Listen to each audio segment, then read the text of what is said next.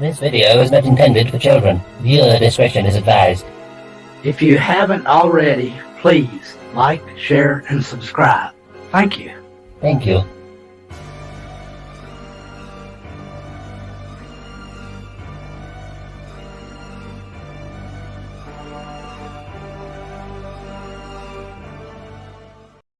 Due to the graphic nature of this program, viewer discretion is advised. Listen well, brother. I'm listening.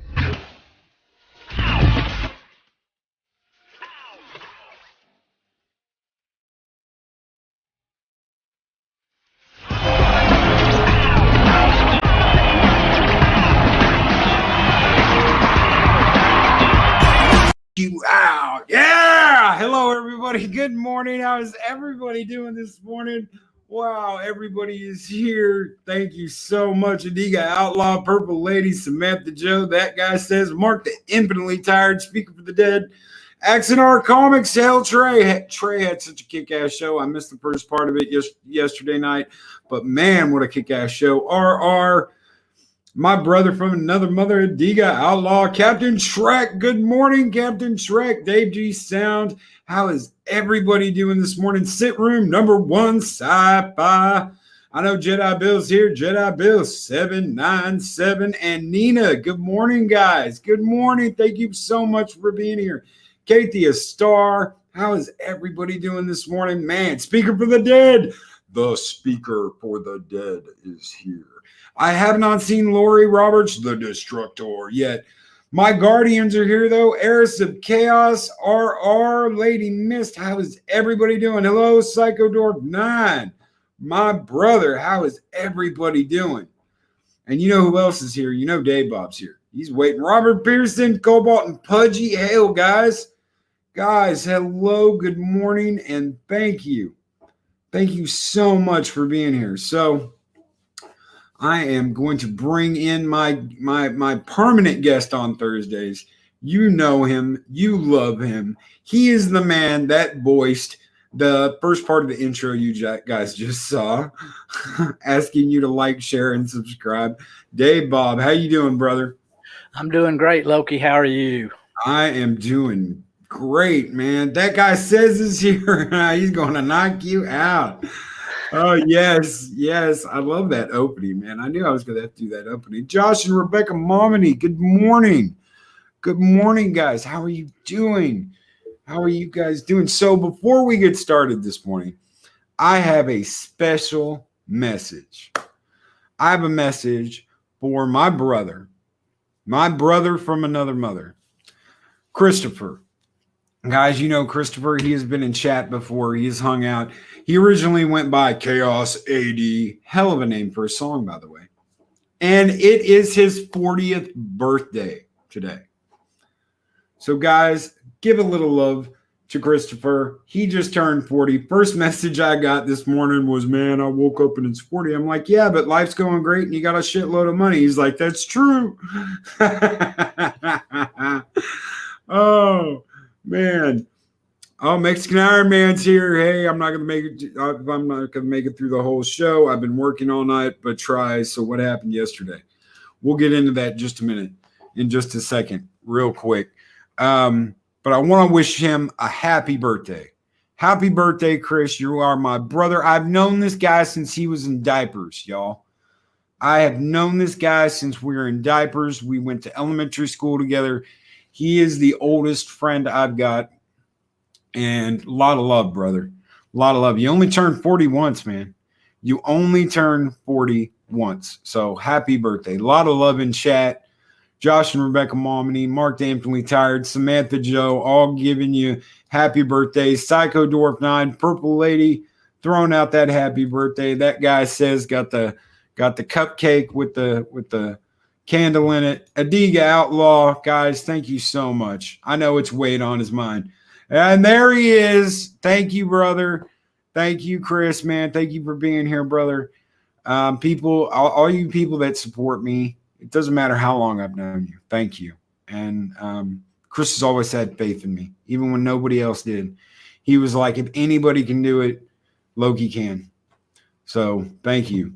Stripper pole from the Mexican, from Mexican Iron Man. Oh, thank you so much. Thank you guys Happy so much. birthday, Chris. Yeah, happy birthday, brother. Happy birthday. So, Mexican Iron Man want to know what happened yesterday. So, yes, the video got pulled. They said that we violated terms of use we violated the terms of use. YouTube. That is not what happened. I immediately appealed it. The video got flagged. I appealed it. Nothing was wrong with the video. We did absolutely nothing wrong. We did not violate any terms of use from YouTube. And it's over. So if anybody out there is listening right now and you want to come on here and you want to explain to us, all of us, why you don't like us, please. No one's gonna throw you under the bus. No one's gonna pull out a blade and be like, we're gonna catch a bitch. No. Come on. Obviously something's wrong. Maybe you're not happy. Maybe you need a little mischief in the mornings. Maybe you want to hang out and you feel like you can't. I don't know. But we don't turn anybody away here. We don't turn our backs on anybody. So come on the show. Come on the show, hang out. Maybe you'll like us. Maybe you won't. But no threats. No, we're not going to sit here and call you bad names. We're not going to degrade you because, hell, we have been. That's why we're all here, because we're not putting up with any of that shit. So if you want to come on the show and explain, you're more than welcome to. If you want to come on the show and tell us why you hate us all, by all means. But doors open. So we have said birthday. We have addressed yesterday. Dave Bob, what are we talking about today? Well, we're going to talk about one of the loves of my life, science fiction literature, and the great authors that have been through the years. But first off, I just want to say, what the hell is up with Disney wanting to take away Daryl Hannah's boo-hind so I can't see it? I mean, come on. Oh, dude, I saw it. It was like, okay, it's like she's got a furry butt. Why the hell you got a furry butt? Why does Daryl Hannah have a furry butt? You took like a perfect ass and covered it up with fur. Why? Yeah, that right there is just beyond belief. I mean, what's wrong with a little boo-hind? I mean, it was tastefully done, and it wasn't like it was, anything sexual or anything about it. Adiga Outlaw says she's a furry fish. Yeah, it does too. It looks like Sasquatch butt, Derek. It does. It looks like it's a butt wig. Purple Lady, it's a butt wig. Oh man, save Daryl's ass. Yeah. Save Daryl's ass. Save Daryl Hannah's ass. Yeah, we got to get that hashtag trending. Yeah, and dude, I want to thank Eris, my battle angel, my guardian of Valhalla. Eris went absolutely like, shing, I'm gonna cut you, bitch. Yesterday, when all that happened, we love you too, Eris. We do, and we know why you did that. We know why you said that, and we love you because we all care about each other here. That's the thing. Maybe that's why they're upset. I don't know, but big shout out to Eris this morning. She was not having it yesterday. She absolutely was not having it. But Disney, Disney, it's like anything that, okay, back in the day, we joked about SJWs pointing at everything and saying, you can't do that, or that's this, or that's that.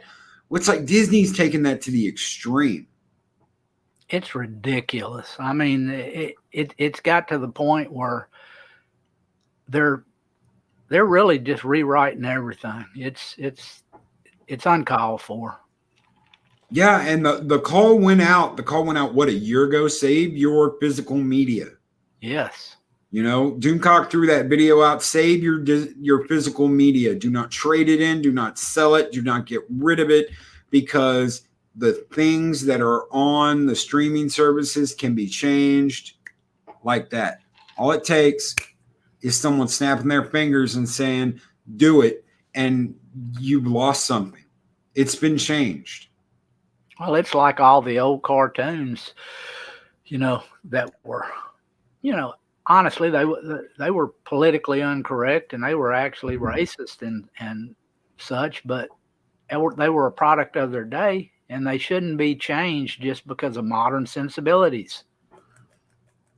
No. And this is, guys, whether this is a comedy you saw once, whether it is Star Wars, whether it is A Tale of Two Cities, doesn't matter what the hell it is. This is art. Media, movies is art. Now, is there crappy art? Yes, of course. Is there art that you look at, you can't help but laugh because it's full of cheese? Yes, of course. But it's still art. It's still a work of art. Movies, entertainment, all of it. A lot of work went into it. And to go back and change something that you have absolutely no right to change, again, it gets into the Lucas argument. It gets into the Star Wars argument of, should Han Solo fire first? Well, yes, in my opinion, he should have shot first because that's him. He's the road. And he did fire first. Yeah, he did fire first. You can retroactive that any way you want to. You can redo it. You can do whatever you want to. But I saw the movie at the theater in 1977 in May, the first week it came out, and he fired first. Yeah, he did fire first. Hail Echo Base Network. Hail, guys. Thank you so much for being here. We were just talking about if Han shot first. What do you know? And then boom, Echo Base Network. The Star Wars gurus. Yes, sir. All right. Well, to the subject at hand, some of the great science fiction writers. One of the first ones I ever read was Isaac Asimov. I'm sure everybody's heard of him. He's pretty much, one of the grandfathers of all science fiction. Some of his works that I really enjoyed, of course, I, Robot, all the Robot books.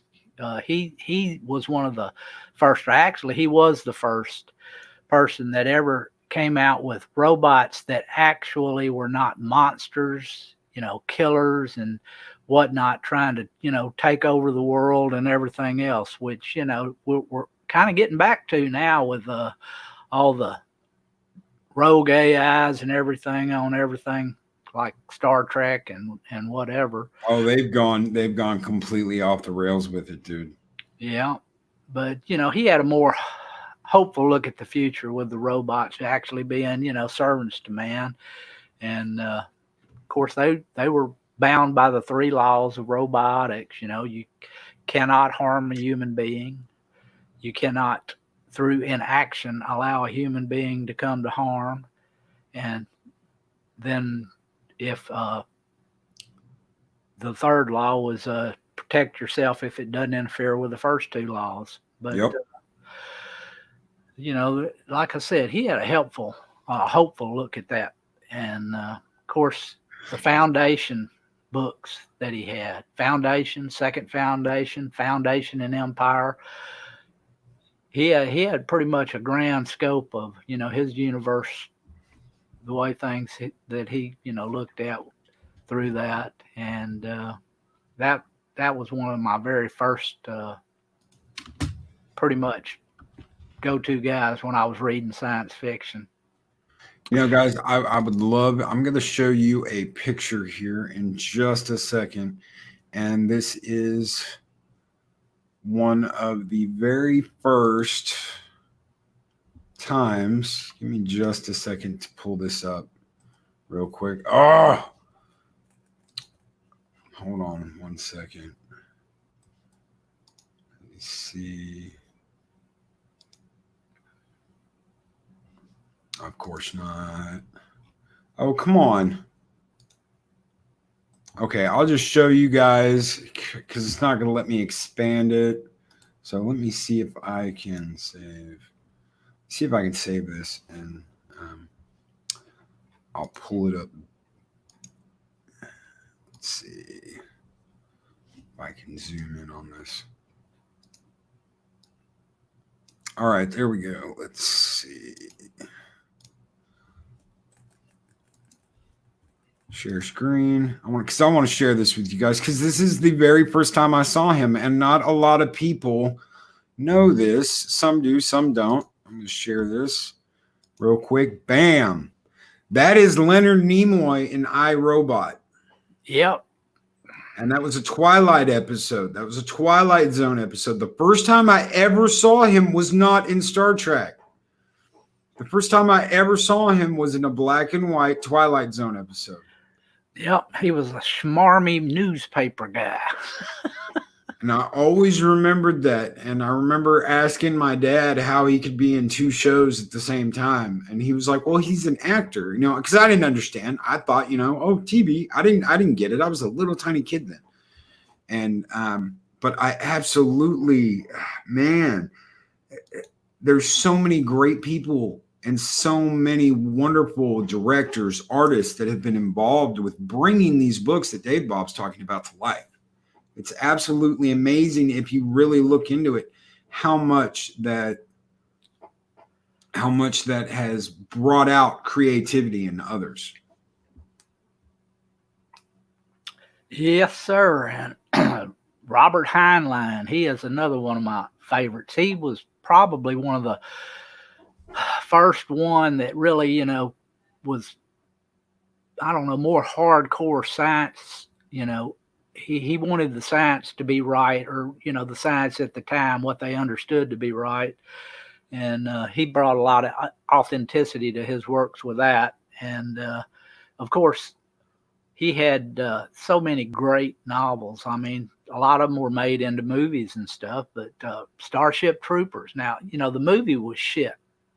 You got dude, really? I liked it, dude. I liked that movie. The movie was okay as far as it went, but what I'm saying is it did not follow the book. No, you were right. I was pissed. We never saw those exosuits. Yeah, the suits were what made Starship Troopers. I mean that was Starship Troopers to me when I read the book, and when I saw the movie.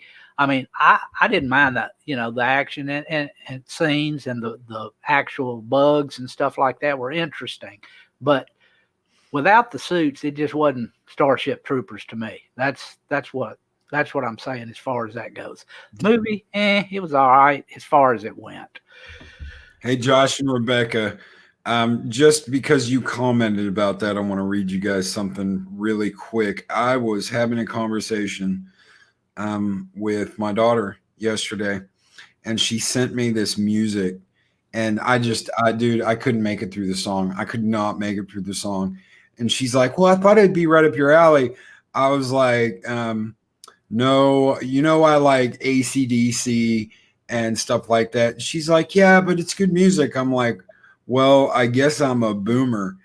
And she starts cracking up, and she's like, I'm so surprised you know what boomer means. I'm like, well, I'm not that old. I may like my old music. What's old to you guys? But, I know my lingo. Yeah, I am literally a boomer. Yeah, Leonard Nimoy was also in the Mission Impossible. Oh, yeah. Yeah. Yeah, he Great call, #1 sci-fi. Great call, brother. Yeah, like I said, Heinlein, if you read some of his books, the guy was a little, he may have been a little on the freaky side too, but I'm not going to go into that. Did you ever play the AVP games, Dave Bob, the Aliens versus Predator? The old games, before those stupid movies ever came out. This is like Colonial Marines versus aliens with the Predator thrown in, not that shit you saw in the movies.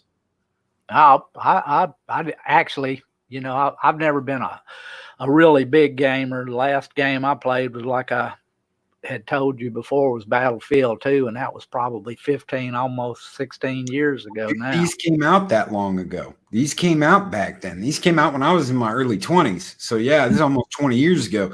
There is a really cool scene. I believe it's at the end of the second game where if you're playing as the Marine, because you can play as all three. You can play as an alien, a Marine, or a Predator.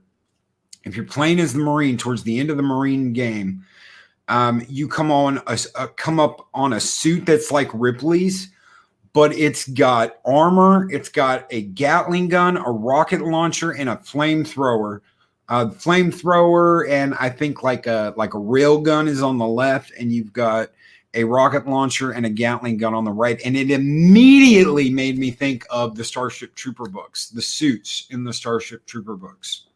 Yeah, that sound like that would have been a hoot. I like I said, I never was all that much of a gamer, but of course, then again, at my age, I was in my almost 20s when Pong came out. Oh Lord. Yeah, where was I? Oh yeah, Robert Heinlein. Robert Heinlein. Yeah. Stranger in a strange land. Moon is a harsh mistress. Time enough for love. I mean, he had a bunch of books that just were the Puppet Masters. There you go. And of course, then you got to go to Mr. Clarke, Arthur C. Clarke. Now, what can you say about him? I mean, 2001: A Space Odyssey. Oh, dude, you know what, man? I love that movie. I love that movie. I got it on 4K as soon as the 4K came out. And I want to say the Blu-ray and the 4K look almost exactly the same. Okay. I have a great 4K HDR 60-inch in the living room. Everything looks great on it. I can't really tell the difference, but that much anyway, between the Blu-ray and the 4K. But I will say this, the sound, it's like listening to something over one of those shitty drive-in speakers compared to surround sound. That's what huge difference, guys, it makes. Oh. I've got a nice speaker set up. And when you listen to it on Blu-ray, it's good. It's good. When you listen to it on 4K, it's like, wow, you can hear shit bouncing behind you. Like when the music on that that was half of the show. That boom, boom, boom, dun, yes. Oh, dude, and the apes. I love the apes, dude. Did you ever, you know what? Me and my friend Chris used to do this. We talk for the apes because there is no dialogue in the first 40 minutes of the movie. So, the apes are sitting there, well, what are you going to do today? I'm going to keep away from the tigers. Oh, yeah, good idea. And, we'd like dialogue swap because they just didn't say anything. So we'd sit there and it was like Mystery Science Theater 3000, 2001: A Space Odyssey. And when he finally figures out, the bone is a weapon. Oh, dude, it's fantastic. It's absolutely fantastic. And that's before you even get into space. Oh, yeah. That movie is probably one of the all-time best movie science. Well, it has to be right up there in the top 5, probably 1 or 2. I mean, as far as science fiction movies go, I mean, you can't. I mean, even today, the special effects hold up excellently. And I mean, and that movie was made in the late 60s. Yeah. Yeah. And I want to take applause real quick to Bird of Prey 5 and give a shout out real quick. I'm going to tell you guys something. Echo Base Network, I have called the givers of YouTube. Okay. I nicknamed them the givers of YouTube. And that's because they constantly give stuff away, guys. They are constantly giving away cool stuff. And they have contests and prizes. and they gave away a custom Boba Fett where the missile on his backpack actually fires. It actually fires. That was pulled because some kid shot a Battlestar Galactica BB down his throat before the Fett figure ever came out. And they gave that away to Captain Trek. And Captain Trek says he got it yesterday, and it looks even better in person. Amazing, guys. These guys are amazing. If you haven't checked out Echo Base Network, check out Echo Base Network. Now that plug is over, back to 2001. Well, they did the follow-up 2010, and I think actually Arthur wrote that one too. But honestly, the other books that he's written that, if you haven't ever read the book Rendezvous with Rama, I'll have to tell you, check that one out. It's an excellent book. Another one is The Hammer of God. He has written so many good books. I can't, just keep naming them all off, but look up Arthur and, check out some of his works, because he is one of the most prolific and one of the best science fiction writers out there. Then, of course, you got to go to Mr. Philip K. Dick. Now, I'm sure most of y'all have probably seen a bunch of movies that you had absolutely no idea that he wrote either the book or it was based on a book or a short story that he wrote. I'm just going to name off the one that everybody will know. And he wrote the book, Do Androids Dream of Electric Sheep? Oh, and we all know what that led to. Yes, sir. Blade Runner.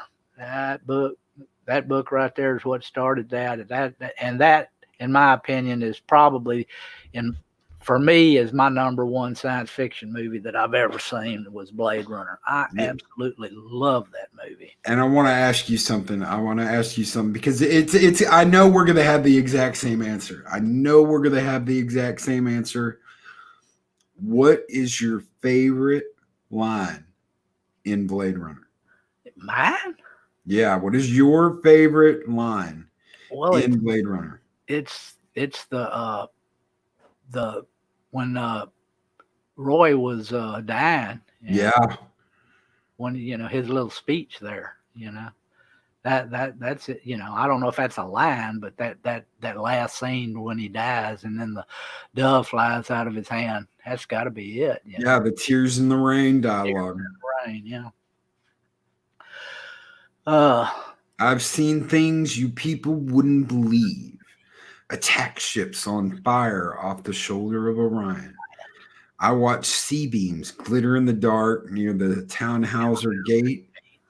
All those moments will be lost in time, like tears in the rain. Time to die. Yeah. And he was one of my favorite actors, dude. He still is one of my favorite actors. God bless him. We lost him. Rest his soul. Yes, he everything that I've ever seen him in, he gave it his best. I mean, he was always on his A game. Even in, movies that wasn't that great, he always shone through. He always showed through. Yeah, and Dave G. Sound points out that line was not in the script. No, sir, he improv'd it. Yep. He improv'd it. And coming from a fellow improver, guys, I loved improv. Back in the day. Coming from a fellow improver, it's amazing that he pulled that out of thin air. He pulled it out of thin air. Guys, we don't go by a script here. We don't go by a script in the mornings. We just go. We go with what we have. And he would blow us away. I absolutely loved him. Speaking for his dead, I loved him in Lady Hawk. That's the first movie I ever saw him in. Yeah. And I tell you what, that's when I fell in love with, what's her name? I can't remember. Oh, from Blade Runner? The crazy bitch? No. The one from Lady Hawk. Oh, Michelle Pfeiffer. Michelle Pfeiffer. Yeah, that's when I fell in love with her. I think I'm still in love, but Crazy bitch equals Sean Young, guys. Yeah, she is beautiful. yeah, She is one crazy ass bitch. she's little. Her bubble isn't quite in the center. No. Oh. All right, with old Philip K. If y'all didn't know about it, Total Recall was based on a book he wrote. We can remember it for you. Wholesale. Wholesale. That's right. That's right. Not a lot of people know that, dude. They just thought, oh, it's an Arnold movie. No, no, no, no, no. No, we can remember it for you. Wholesale. Yes, sir. And also, they had a little movie with Tom Cruise in there. It was called Minority Report, and that was based on a book, Minority Report. What did you think about the movie? I actually thought it was a decent movie. It wasn't one of my all-time favorites, but I enjoyed it. It had good points, and I kind of liked it. What did you think about it? I thought it was okay. I could see it coming, though. I could see it coming. Yeah. Because it was like, okay, he's seen this and now they're after him and they're saying he did this. And okay, here's the thing. It's the ultimate question of what came first, the chicken or the egg. Yeah. If he hadn't seen that, he wouldn't have done that. So the machine made him do that. Being able to see what was going to happen made him do that. It's almost like the argument with Anakin Skywalker. It's a self-fulfilling prophecy. Is basically what it is. It's a self-fulfilling prophecy. They also call it a predestination paradox if you're going backwards, not forwards, where you're destined to go back and do something. There's nothing that can stop it from happening. Yeah. And y'all might remember the movie Paycheck with Uma Thurman and Ben Affleck in it. That was based on a short story. The actual name of the movie was the same as the short story, Paycheck. And we'll see you later, Josh and Rebecca. Yeah. Hope your internet pops in. I know everybody's having problems right now, but y'all stay safe. Take care. Remember, this is another movie. It's kind of a cult classic, and I like it. I don't know if anybody else likes it, but A Scanner Darkly with Keanu Reeves and Winona Ryder, and that movie right there. I mean, it's just almost it's freaky, but I really love that movie. What do you think about it? Dude, I loved it. I absolutely loved it. I remember a friend handed it to me, and I was like, "Oh, cool!" And I looked at the back of it, and I was like, "Why are the images in the back, like cell shaded?" He goes, "Oh, the whole movie's like that." I was like, "Seriously?" That makes that movie the way they cell shaded that. I mean, that's it. I love that. Yeah, dude, the way it's cell shaded, I never expected to see that in a movie. I'd seen that, and I'd seen it in a comic. I'd seen it in a game. I think the game was called 13 or Death 13, or it was something like that. But I'd never seen it done that way in a movie. And I'm surprised they have not done more of that. I really am, because it's a beautiful style. Yeah, they have a I think it's on Netflix. I can't remember what the name of it is. It's about some girl that kind of has some kind of I only saw one episode of it, and I can't remember what it's all about, but it's got that cell shade in it. I'm trying to remember what the name of it is. If I think about it later, I'll let you know, but it's got that same style of cell shading in it. Let's see, what else? The Adjustment Bureau, the one with Matt Damon. Matt Damon. It was actually one of Philip's books. It was called The Adjustment Team. And,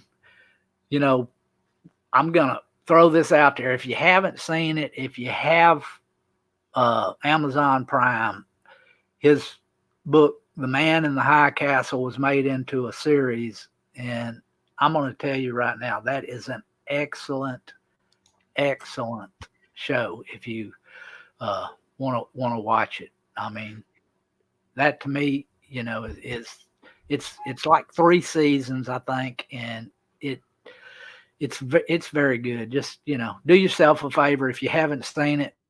That's something y'all can binge in this time, when everybody's trying to find stuff to do. That's something you can do right there. Sam brings up an interesting point since we're talking about the art style in movies. Say whatever you want about 300 and 300 Rise of the Empire, but those movies and Sin City, I honestly felt like I was watching the comic. Yeah.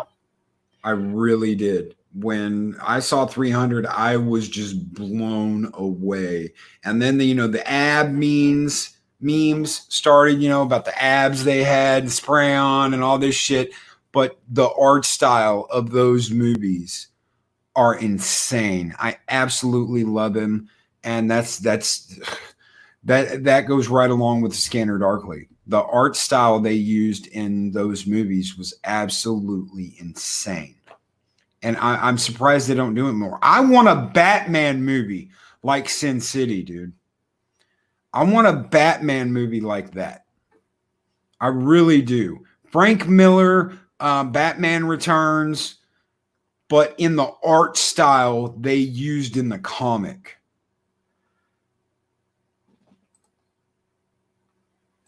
That's what I want. Yeah.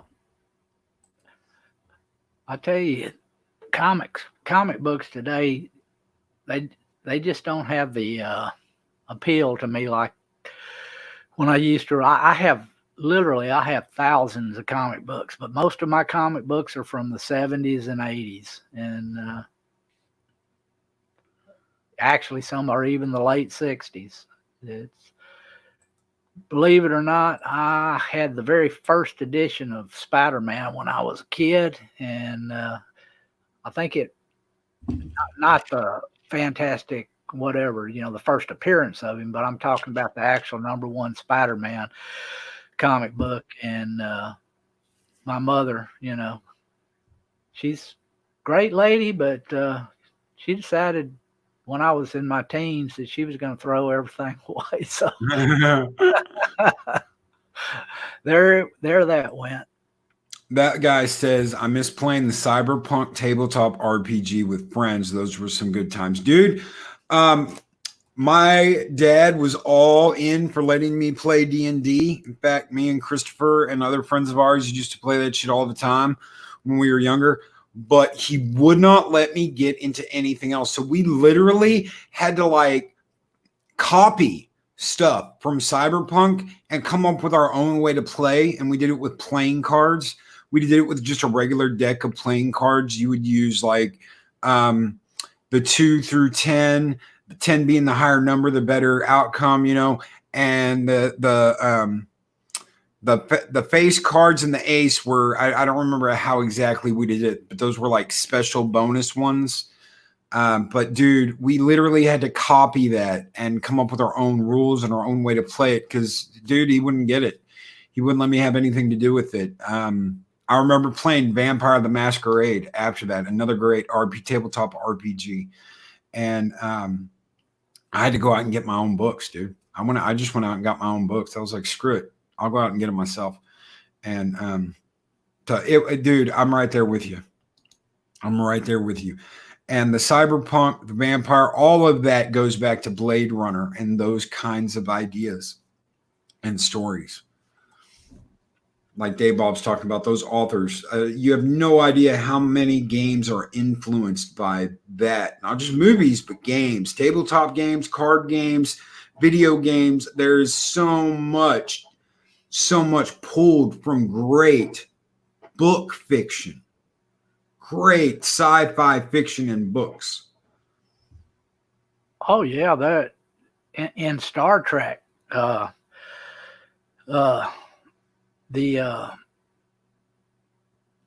animated series, they had that race of aliens that captured, I think it was Sulu and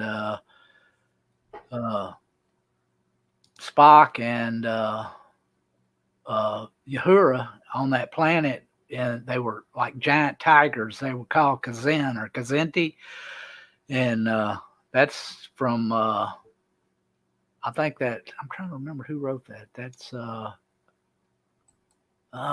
man, Kazin, Larry Niven. Niven, that's who it is. And then even in regular Star Trek, if you ever look at any of the space maps, and it shows all the empires, it has a empire out there, and it's the Kazin Republic or something like that. That's the area of space that particular race of aliens control. They're basically giant tigers that eat people. Yep. And the quick that guy asks who would win in a battle between Batman Beyond and Spider-Man 2099? Batman Beyond, hands down. I hated Spider-Man 2099. I've even got the comic signed by the artist. The very first Spider-Man 2099 comic signed by the artist, and Batman Beyond would kick the shit out of him. What was it? Trey? Was his name's Trey? I don't know. But yeah, he'd kick the living shit out of Spider-Man 2099. Yeah. And hail, baby Yoda. Hello from the Mandalorian show. And cotton candy-haired Jeremy is in the house. Cotton-haired Jeremy. Oh, man. Real fast. Yeah, I say that fast. Cotton candy-haired Jeremy. Cotton candy-haired Jeremy. Cotton candy-haired Jeremy. Cotton candy-haired Jeremy. Cotton candy-haired Jeremy. Whoo, I made it. Oh, man. Oh, dude. Yeah. His costume was kick ass, dude. I love that costume, that Batman Beyond costume. Yeah. I never liked it, dude. I never liked it when they put Spider-Man's webbing inside of his body. Spider-Man always was a tech kid. He used anything he could get his hands on to upgrade his equipment. It was like, to me, it was like Batman with spider powers. He was a smart kid. And when they put the webbing in his skin, even in the movies, I didn't like it. I just didn't like it. And I called that. When I saw that, I was like, oh, they pulled that right out of Spider-Man 2099. The webbing in his wrists. I was like, I hate that. I want to see web shooters. Yeah, that was one of my main gripes with Raimi's Spider-Man. Now, but even to this day, I'm still going to say, Spider-Man 2 was the very best Spider-Man movie ever made, and I don't care what anybody says. Nobody's going to change my mind about that. Dude, I love the fight with Doc Ock. Dude, when he's on the train and he saves those people on the train and the people carry him back and they're like, he's just a kid. Dude, yeah. I saw that in the comic. I saw that in comic form. It wasn't like I was watching a movie. It was like, dude, I'm seeing this in a comic because that's what would have happened. And guys, when you understand the IP and you love the IP as much as Raimi did, that's what you get.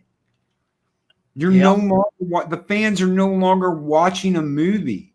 They're living in a comic. Yeah, and Molina as Doc Ock, I'm going to tell you what, that man did a masterful job.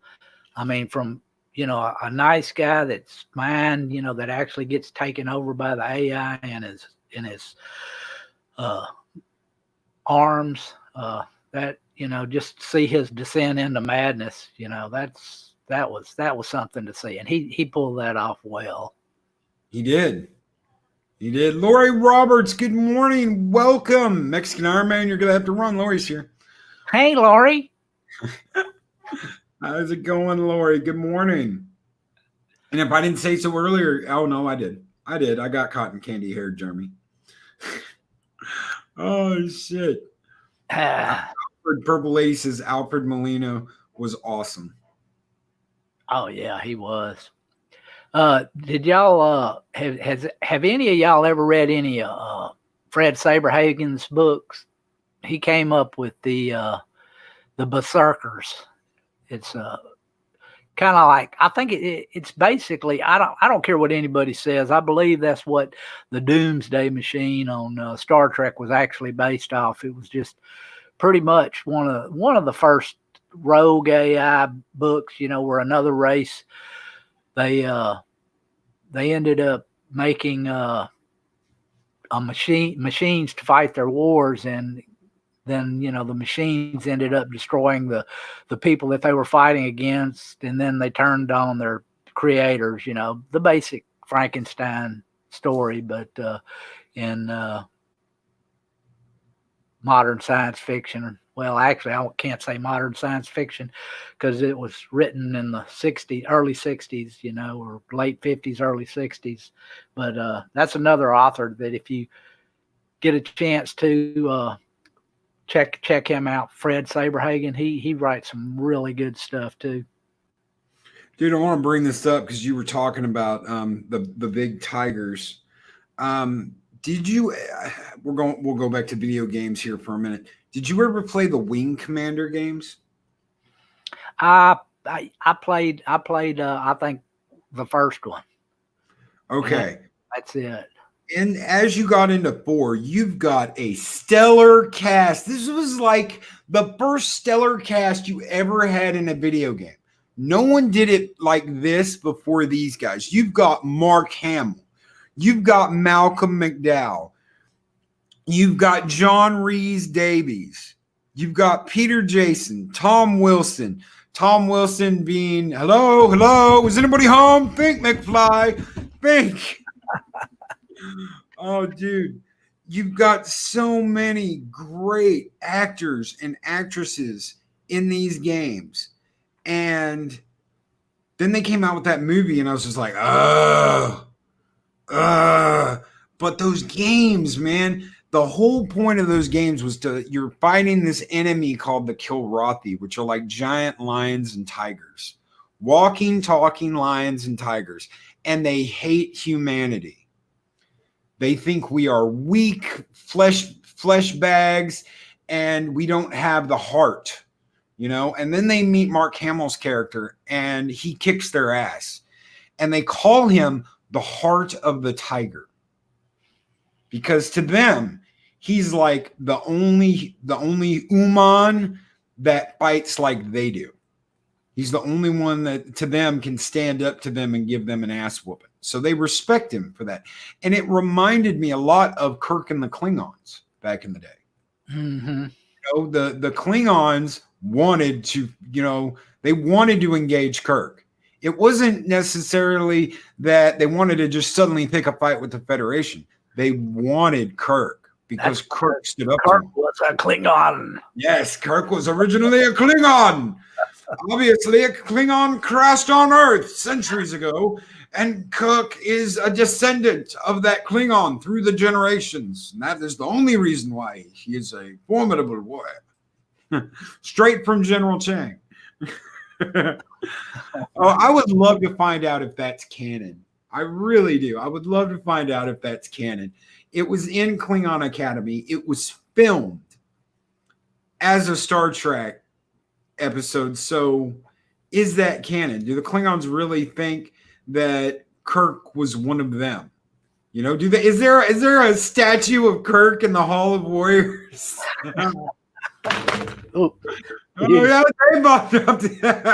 shit. Man.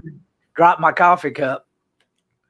Oh man. Yeah, there went the coffee. But yeah, I would love to see that. I would love to see if there's the statue of Kirk in the Hall of Warriors. Just because they think he's a Klingon. When Klingons met Shakespeare. Dude, they didn't meet Shakespeare. No, get this, Psychodorf. That's why they say it's in the original Klingon version. Because they say that the Shakespeare met the Klingon and learned all of those stories from the Klingons. That's why they say you haven't heard Shakespeare until you've heard it in the original Klingon version. Yeah.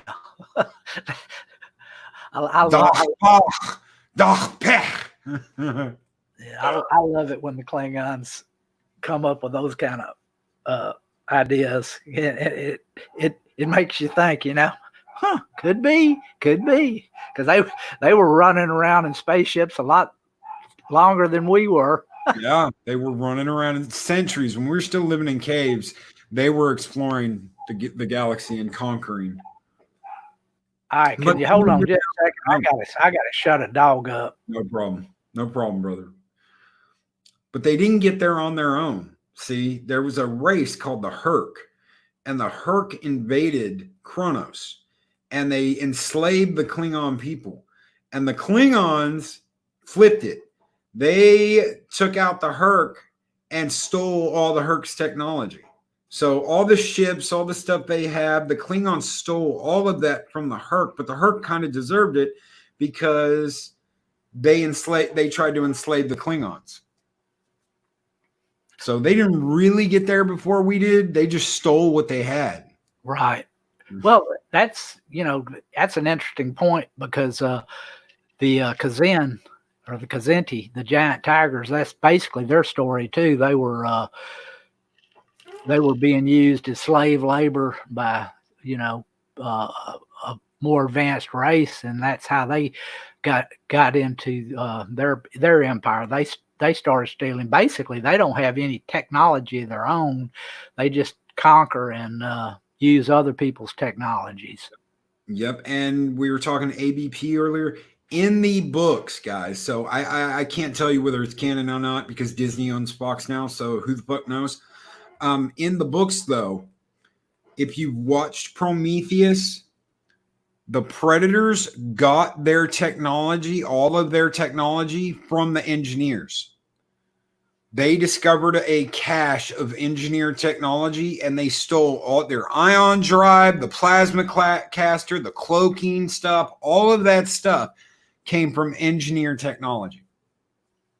So it's a theme. It's a theme that other races, yeah, they're badass, but they didn't get there on their own.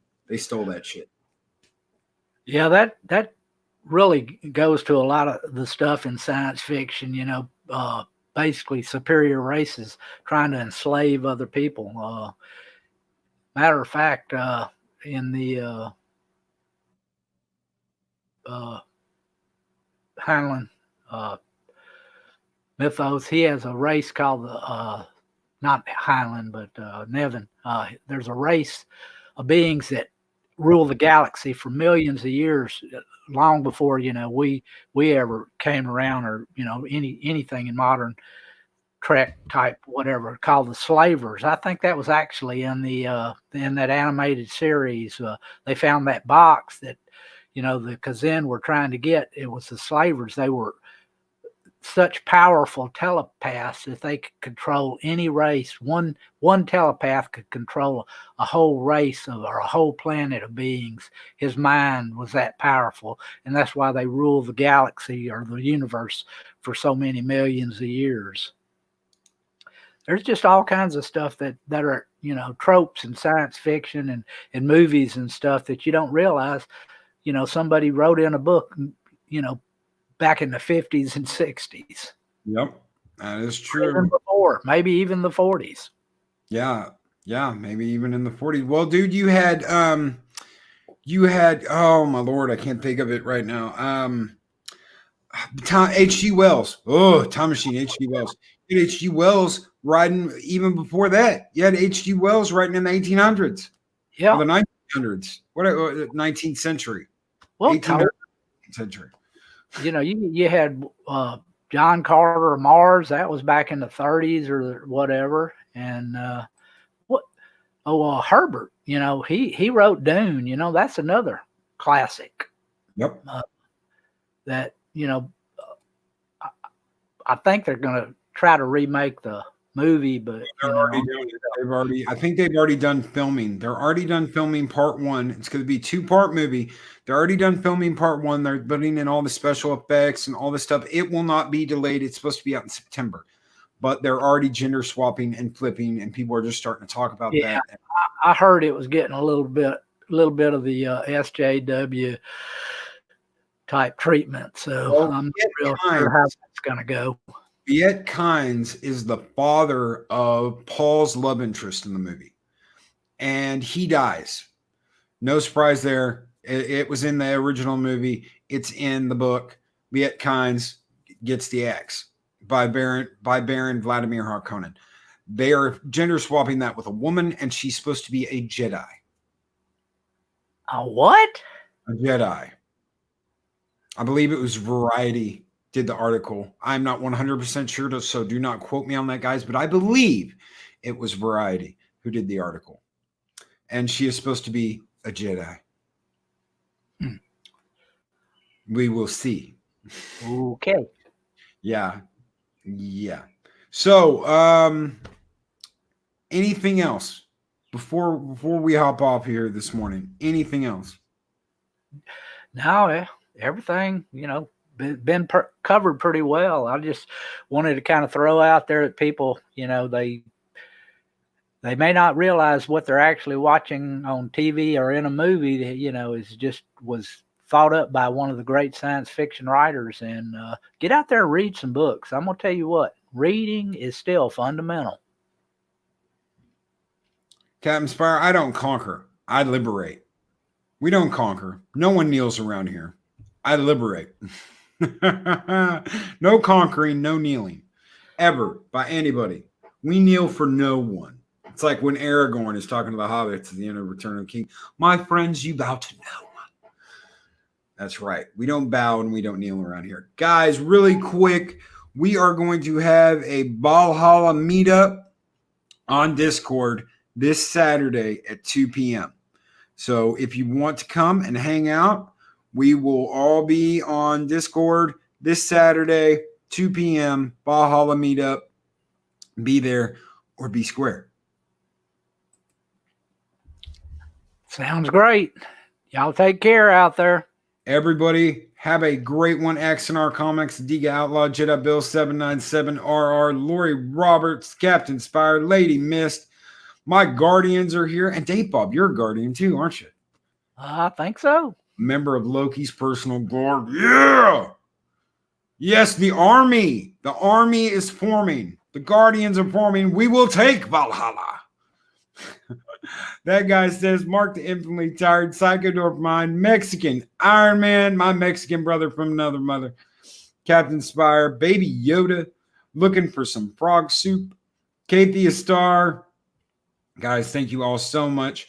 Echo Base Network, thank you for popping in and chilling, man. He's been up all night playing Final Fantasy. Crazy bastard. Keely Chow, Samantha Joe, Purple Lady. Thank you, guys. What's his face? Mick, whatever. Christopher Frederick. Happy birthday again, brother. Everybody, have an amazing Thursday. There will be drinks. Lori says there will be drinks. Thank you all for showing up today and listening to this old man. Yes, indeed. Number one sci-fi is a patron on the Patreon. He is a guardian of Valhalla, a guardian of Asgard. Thank you guys so very much. Thank you for being here. Please like, share, subscribe, share us out. Thank you so much, everybody. And we will catch you tomorrow for the end of the week broadcast. Thank you again, Dave Bob, for being here. Thank you, everybody, for being here. We'll catch you tomorrow. Thank you. You're welcome.